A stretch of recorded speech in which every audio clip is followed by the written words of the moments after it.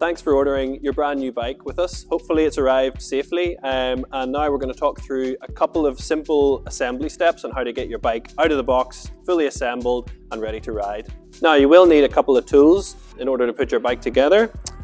What you'll need is scissors, cable cutters, a 4mm Allen key, a 5mm Allen key, a 6mm and also an 8mm Allen key, ideally a torque wrench and some bicycle grease for final assembly.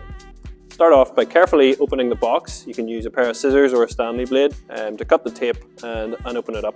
Remove the top tray and then carefully remove each wheel, being careful not to hit the side of the bike in the process.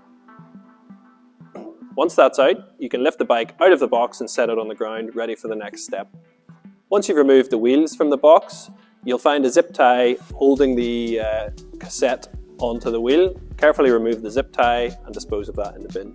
Next, you're ready to remove all of the packaging. We recommend taking the foam off the bike very carefully. It's also useful to keep it aside in case you ever decide to travel with the bike or put it in the car. Using a 4mm Allen key, you can now install your handlebars into your stem by removing the faceplate, placing the bars in location, and don't worry about tightening the bolts too much at this stage. We'll do that right at the end.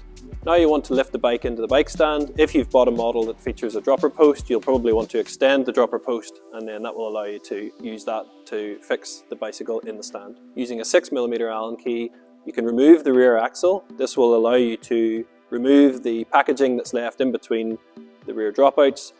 Don't forget that there's a little chain keeper in there that's useful for cleaning your bike or for traveling again in the future. Next, apply some grease to your rear axle. Introduce your rear wheel into the frame and slide the axle through. There is a torque spec on the end of the axle. Please follow this.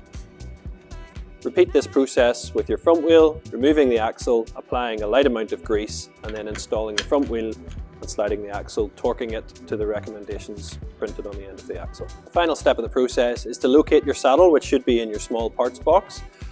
Undo the seat post, pop the rails of the saddle into the holders and tighten up to manufacturer's specification. We recommend you set the bike on the ground on its wheels, and then a good starting point for saddle alignment is to level the saddle so that it's horizontal with the ground. When we assemble every bike in our workshop, all tyres are set up tubeless with sealant and inflated to 40 psi.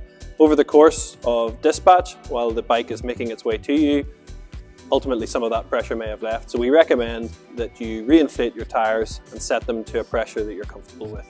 The final step before you ride the bike is to align your stem and your handlebars to a position that feels comfortable and tighten up all of the bolts. We recommend using a torque wrench for this and setting to approximately 5 Nm.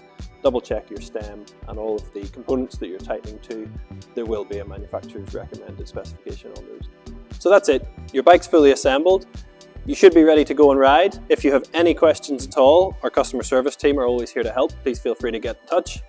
Alternatively, you can take it to your local bike shop and ask them to help you with the assembly of the bike.